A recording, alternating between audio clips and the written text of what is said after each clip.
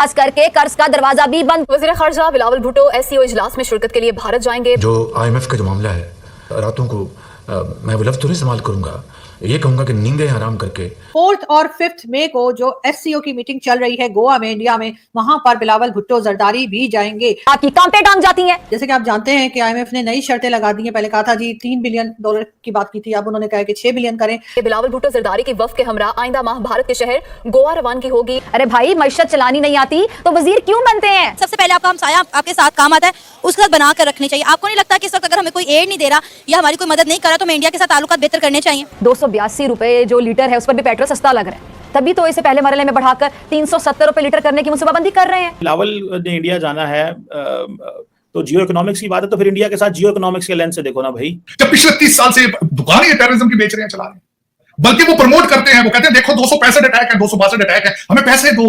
हिंदुस्तान ऊपर वाले के बाद अगर पाकिस्तान को बचाए तो बच जाएगा, वरना किसी का बाप नहीं बचाएगा। तो चले लोग तो पाकिस्तानी तारीफें कर रहे हैं, मोदी साहब जैसा लीडर कोई भी आए। ये UAE टर्की आ रहे हैं, तो पाकिस्तान तनहा अलग थलग क्या करेगा? शहबाज शरीफ छलियां बेचेगा, रेवड़ियां बेचेगा।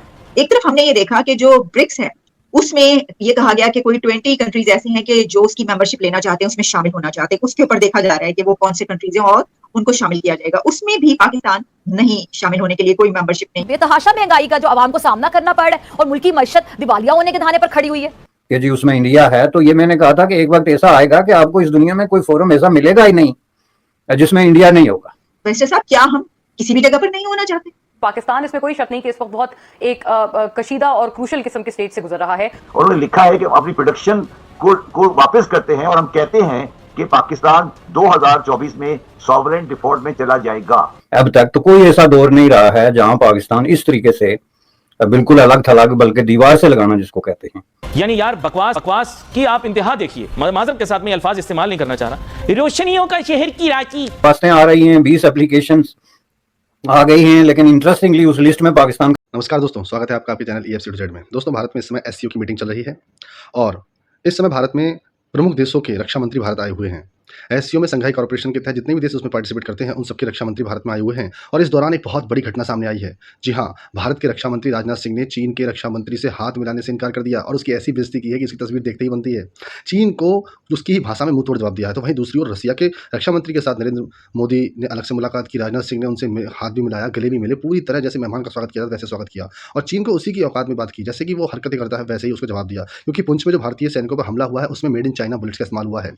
जी हाँ, पाकिस्तान के राहुल गांधी कहे जाने वाले मंत्री बिलावल भुट्टो भारत में आने के लिए तड़प रहे हैं, लेकिन अब भारत में उनका आना लगभग नामुमकिन ही है, जिससे पाकिस्तान तड़प उठा है। जी हाँ, पाकिस्तान की मीडिया में ये सवाल चल रहा है कि भारत ने पाकिस्तान को कटोरा लेकर भीख मांगने के लिए मजबूर तो किया ही है, चाहे दूसरी ओर नरेंद्र मोदी ने पाकिस्तान की ऐसी औकात कर दी है कि कोई देश उसको भीख देने को तैयार तक नहीं है, ना ही उसके साथ खड़े होने को तैयार है। दोस्तों, देखिए पाकिस्तान की मजेदार वीडियो, जिसमें देखिए किस तरह से कहीं फिजा खान, कहीं हिलाली और कहीं बड़े बड़े पाकिस्तानी चिरकुट अपने अपने देश के लिए रोना रो रहे हैं। जय हिंद, वंदे मातरम। शोर मचा है और वो शोर ये मचा है कि भारत के डिफेंस मिनिस्टर राजनाथ सिंह, जो कि इस वक्त होस्ट हैं इंडिया में SCO डिफेंस मिनिस्टर्स के, उन्होंने तमाम डिफेंस मिनिस्टर्स से तो हाथ मिलाया है, लेकिन उन्होंने चाइनीज डिफेंस मिनिस्टर से हाथ नहीं मिलाया। इंडिया ने कैसे चाइना को स्नब किया है?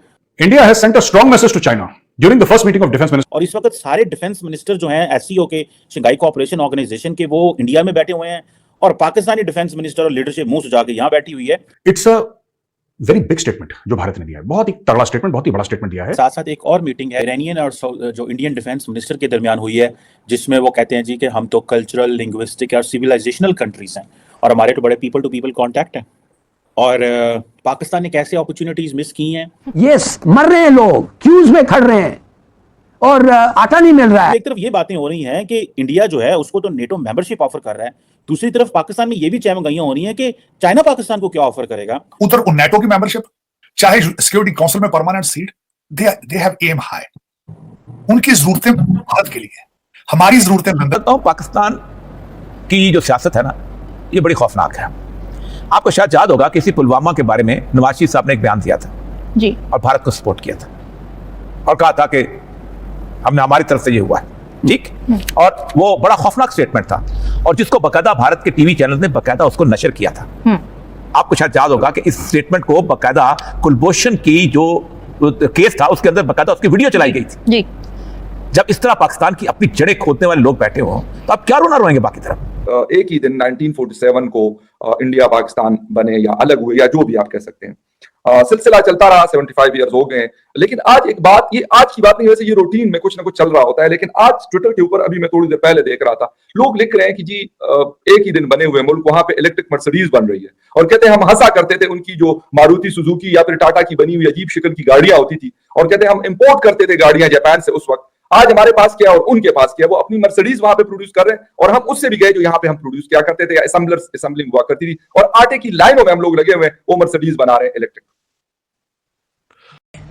बख्श दो यार कश्मीरियों को। कश्मीर ऐसे मुल्क के साथ है जो आने वाले वक्तों में दुनिया का बाप बनने वाला है। मजा आया, और मैं ये जो मजा है हिंदुस्तान के हर व्यक्ति को देना चाहता हूं।